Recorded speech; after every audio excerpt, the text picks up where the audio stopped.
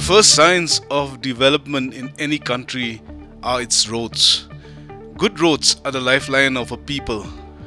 The East Khasi Hills district of Meghalaya can well be considered to have some of the best roads in Meghalaya and the northeast of India, particularly in terms of the connectivity of its villages to the small towns and the city. However, in some villages, the roads need regular maintenance due to the extreme weather conditions and the damage caused by heavily loaded trucks that transport stone boulders daily.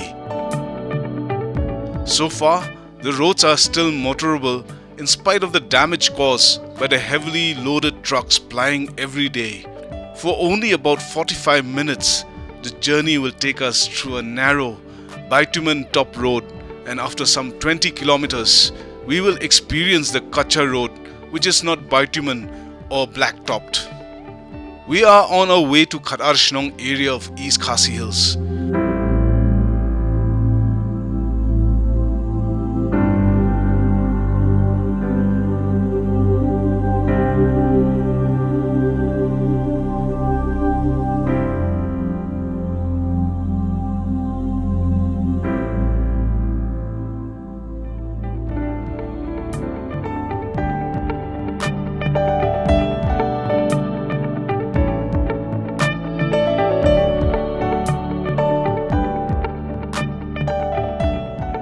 We moved from Shillong early morning as we had to complete a documentation before the sun sets, including the long trek of around 5 to 6 hours in today's itinerary. It was monsoon season and we were expecting showers anytime soon, maybe today, by the look of the cloudy skies. It was very foggy and there were places on our route that were entirely covered in fog. But rain was elusive, which in a way was good for us, but not good for the farmers and villagers who depend on rain for their sustenance. The weather has been acting strange for quite a number of years. The pattern is not the same and it's unpredictable. For a people who depend on rain for much of their day-to-day life, less rain means a poor harvest, shortage of water for the household, and a slow desertification of the land, affecting the lives of many. The father of Khasi poetry, Usosotham, had mentioned in his writings the physical as well as cultural landscape of his homeland. In one of his popular narratives, he laments, "Jingshai ngi wat saudong perthei, jingshai kari ngimtip ee," which roughly translates to, we seek light or knowledge from all around the world, whereas we are lacking and ignorant in terms of knowing our own land and culture. Today's journey is a rediscovery of our roots, a visit to the land of organic farming, a land that is remote but pristine and beautiful. Khatarshnong, a conglomeration of 47 villages, is one of the last remaining places in the Khasi Hills which one can find the traditional way of life being practiced till today. There are hidden treasures in this wild country, in its deep river valleys and jungles. We reach Mautujo, a former bus station, at around 10 AM. From this station, which has around 5 huts, we will continue the rest of our traveling on foot. So we are in Khatarshnong, we are in Mautujo, a place which has about 5 houses, and we are starting a journey to some of these unknown places here in Khatarshnong. Come and join me in this journey of exploration.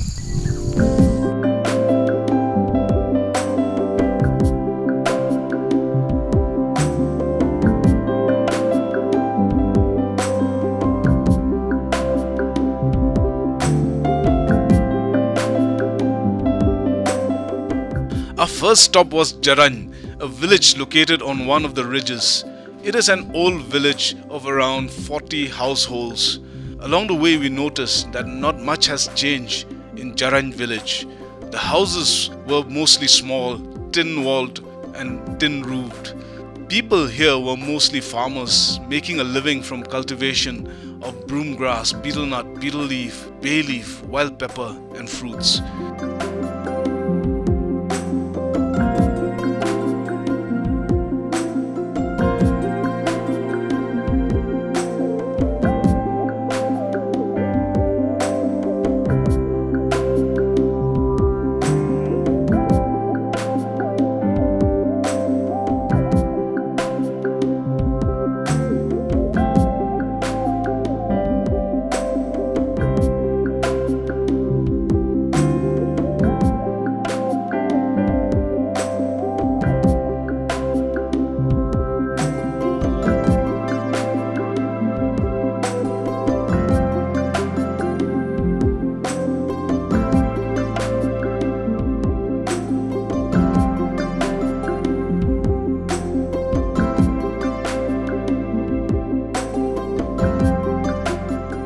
passed through the center of the village and stopped by to take a look at one of the tin shacks which served as a school.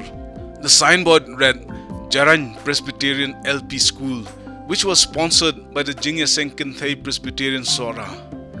It had one full-time male teacher. The school time was over by the time we reached there. There was another structure across the field which was tin-clad and served as a school. This was another LP school sponsored by the Catholic mission from Latkro. Most of the children were educated in these two schools. Inside the corrugated tin sheet classroom, there were some books on a shelf, a blackboard resting on the wall, a chair and table for the teacher, and wooden benches for the school children. We noticed that the floor was basically level earth. The schools offered basic free education. Village primary schools have to be free as most of the families cannot afford to pay school fees and would prefer their children to stay at home or help them in the house and in the fields. The importance of education as a game changer in villages like Jarang seems to be the only way for the future generation to improve their status. But it is the poverty and lack of facilities that cause many to drop out and choose to work for a living wage rather than pursue further studies outside their village. Situated on higher ground on the same ridge was Shong Lai Badon, another village of about 30 households. The two villages of Jarang and Shong Lai Badon fall under the jurisdiction of the Raj Hinyo Kindang, which functions like a territorial council of the member villages. Although they have their own village head or Rangbashnong, the important issues and affairs which affect the various villages or members of the Raj are decided in the interest of all members by the territorial council or Raj. It's a form of grassroots governance that is based on consensus of the majority of the village representatives. The villages in Khatarshnong are peaceful and quiet human habitations. The crime rate in this part of the Khasi Hills is very low or even non-existent at some of the villages. In our travelling, we have never heard of any stories that are crime related. The difficult terrain and weather conditions together with the remoteness of the places have all inculcated a work culture amongst the people that have no time to commit any crime. The population in most of the Khatarshnong villages is still sustainable by the traditional practice of conserving the environment by the villagers. The Jhum method of cultivation is still prevalent, and it sustains these small populations for generations, while at the same time it protects the indigenous plants in the forests and jungles. We soon make our way to Thangkarta village located in the valley below, where sustainable organic farming is practiced by the community for generations.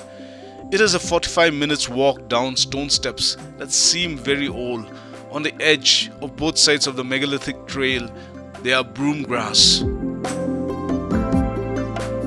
Typical of most of the ancient trails in these hills is a Gor Shongthait, or resting place made from blocks of stone by the forefathers. Further down the trail, there is more broom grass, the plant which is a major source of income and forms the backbone of the rural economy of the Khatarshnong area.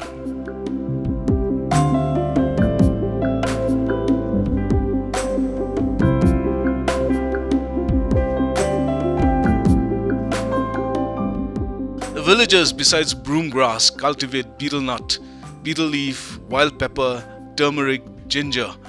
There are neatly fenced orange orchards along the way, but the fruits were still very small. More than any other fruit, the jackfruit grows in abundance here in Khatarshnong. It's an important source of nutrition and food for the people and can rightly be called the king of fruits in the Khatarshnong area. They make salads out of the raw fruit. The ripened one is sweet and delicious, while the seed is roasted and added to chutneys and to other vegetable dishes. The easy availability of water to irrigate the crops is a prerequisite for any kind of farming. Water is a scarce commodity in these areas, particularly in the winter season. However, the people here have learned the art of preserving their water sources and water catchment areas, and conservation is a way of life in the Khatarshnong area. The sights and sounds of the area were new, and we absorbed every bit of information that came our way as we met several villagers on the path to Thankarta. This was Jackfruit Country. The weather conditions as well as the soil were ideal for this fruit. The villagers, including our guide Watlan, know their surroundings well and handle insects and animals with ease.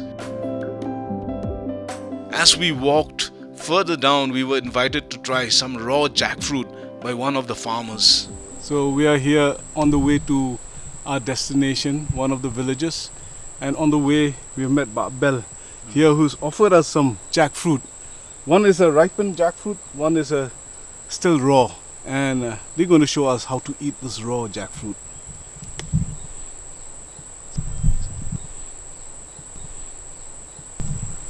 So I'm going to sample this. I'm going to eat this. So this here is an example of a raw piece of jackfruit which has not ripened yet, but I'll just taste this because I've never tasted this before. I'm taking out the seed. The taste is it's got a lot of water in it. It's juicy and it's not sweet. It's kind of nice. It's kind of nice eating this.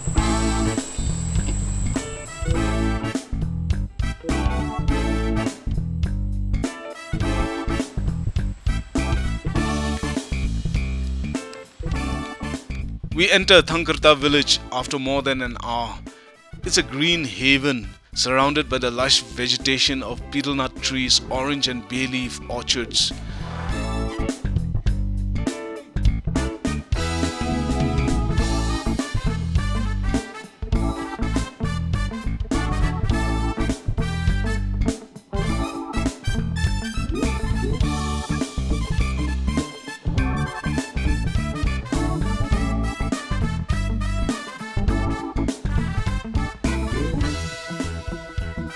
The village was deserted as most of the inhabitants were out in the field.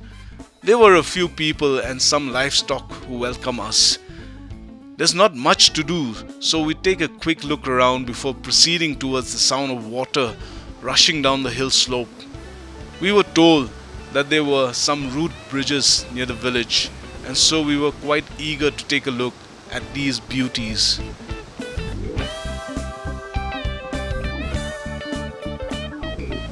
The Thankarta Bridge is just a few meters away from the village houses on the way to Mautongreng village.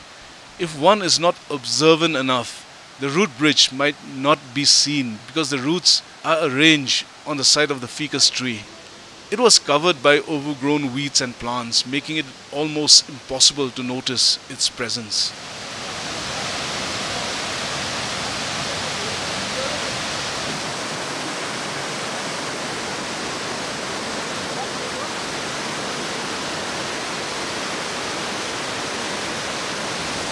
So I just came by, we're crossing this Thankarta bridge.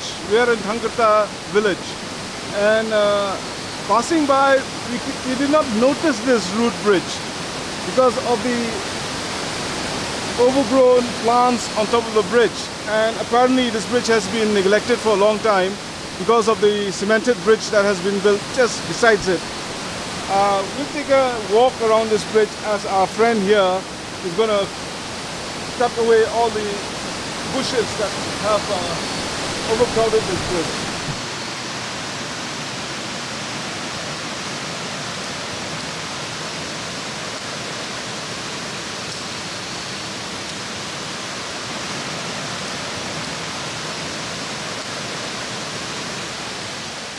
Besides the road bridge, a cemented structure has replaced the earlier walkway, which explains the apparent neglect in the maintenance and upkeep of the Ficus Bridge.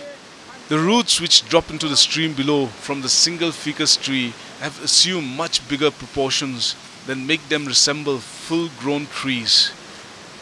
The roots have embedded themselves on both sides of the rushing stream, forming a massive fuse anchorage-like structure that holds on the tree's side the Ficus Bridge, which is now covered with leaves and soil.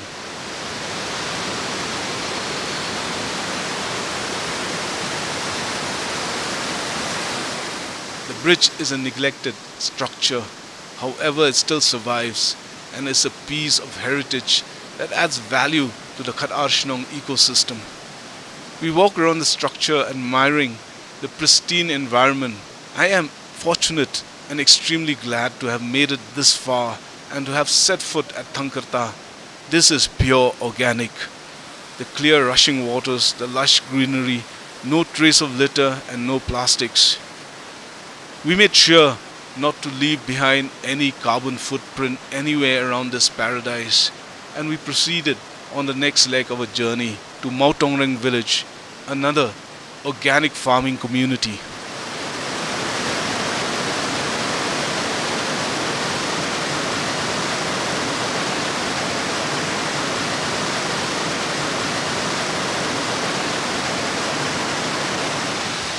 The trail led us to a vegetable garden alongside our pathway. Besides me, you see I'm sitting beside an organic garden. An organic garden where no fertilizers, no pesticides are used to grow these plants here.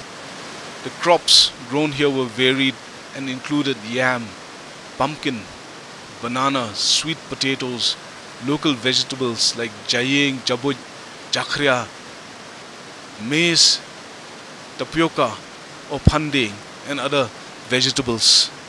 Even cucumber, but it's hidden here.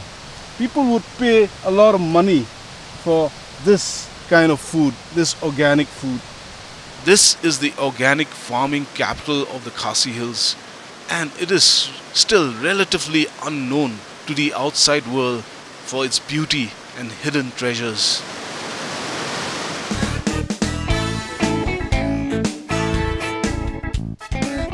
The trail further uphill passed through a bamboo grove, the source of raw material for the community's infrastructure like houses and bridges, and day-to-day items like baskets, mats and furniture. After a while we reached a second root bridge, the Wa Msong root bridge. It was a product of a massive ficus tree and it was some 45 feet in length. The bridge is well maintained and still in its prime. The stem-like roots form the main anchorage on either side. Like thick ropes, the roots fall below the bridge throughout the length of the ficus structure, further strengthening the structure and its stability. The roots of the tree are like tentacles, and on one side of the bridge they are extended to form a parallel twin bridge which is much smaller. The location is in the middle of a rainforest. To the north, there are a series of waterfalls that enhance the beauty of the green landscape.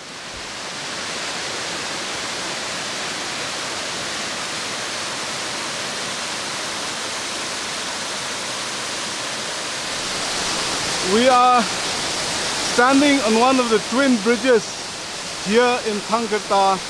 This is the Jinking Jiri Wa Musong, and it's a beautiful bridge. Beautiful structure, ficus structure. You can see I'm standing on one of the twin bridges, and on the other side is the main bridge. And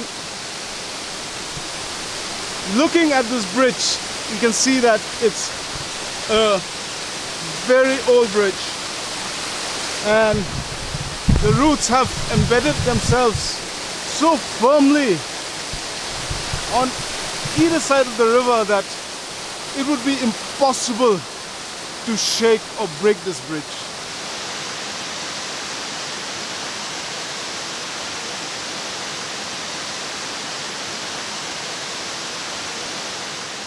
It's a very pretty sight with the Wa Msong Ficus Bridge at the center of all attraction.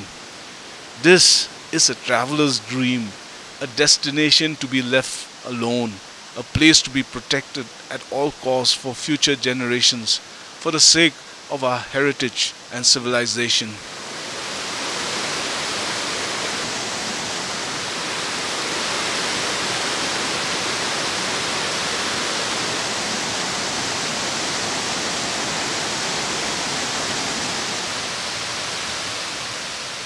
We move on, walking the ridges of Khatarshnong on our way to yet another destination located on the southwest ridge of Mautongreng, surrounded by a wild, rugged landscape which when viewed from afar seems almost inaccessible. The villages of Khatarshnong are small and may seem insignificant, but when looked at from the perspective of conservation, heritage and a unique ecosystem, they are like rare jewels in a crown, but priceless.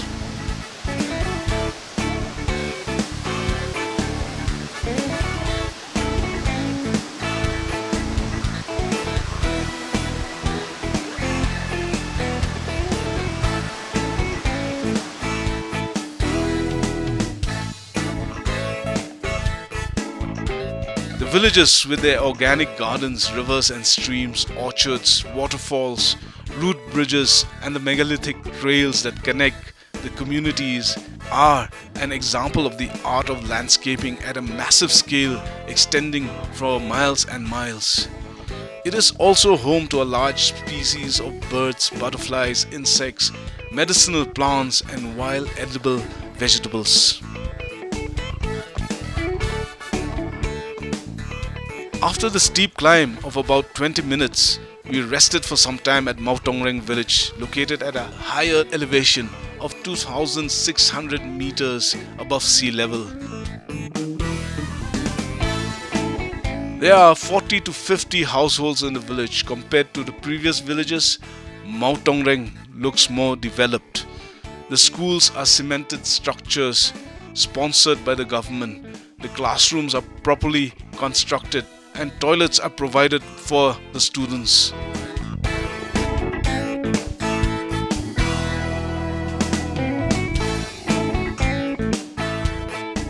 The houses are small structures built on the slope of the land. There's a flight of steps that run through the village, passing through the individual courtyards and small neatly trimmed gardens.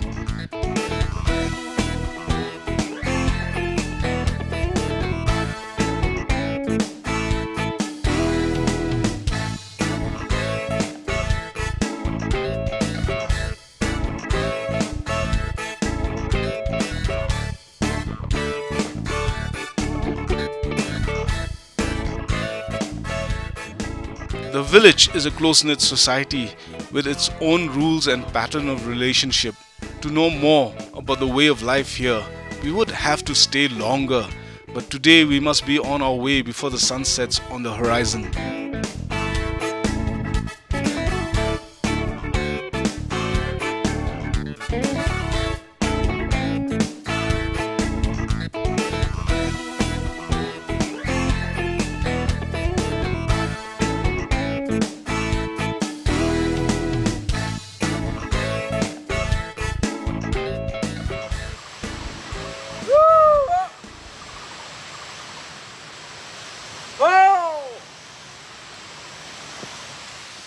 Our next stop is another Ficus Bridge, Wa Irkhit Root Bridge, which is located on the way to Linsteng village. It is another twin bridge structure, but much smaller than the Jingking Jiri Wa Masong. The roots drop to the sides of the river below, anchoring themselves firmly. The aerial roots from the top act like cables that lend support and balance to the overall structure. The ficus tree and the bridge is a single entity, although the paths seem to be separated from one another.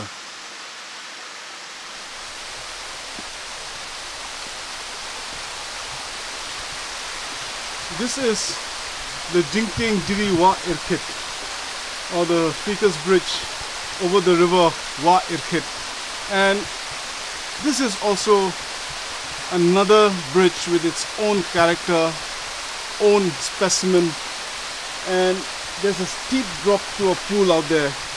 This is a network of bridges actually, which has a twin structure on the other side, and this is the main bridge.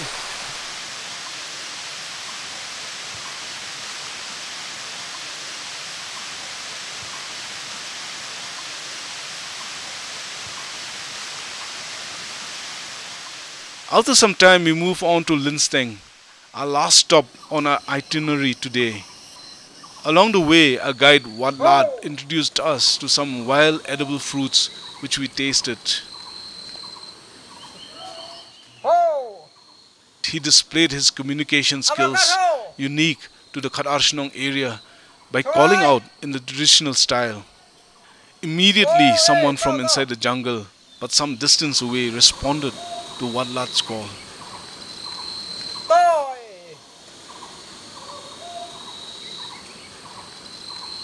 This traditional communication in the Khatarshnong area is in essence a pattern of relationship and a form of social control which helps to strengthen the social ties within the community.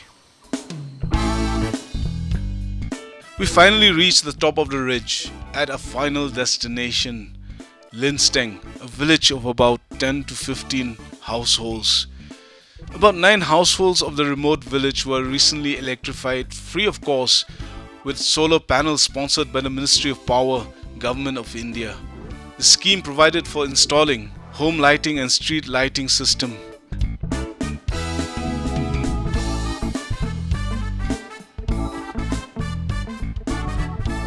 Khatarshnong area is in need of a lot of development schemes for improving the lives of the villagers.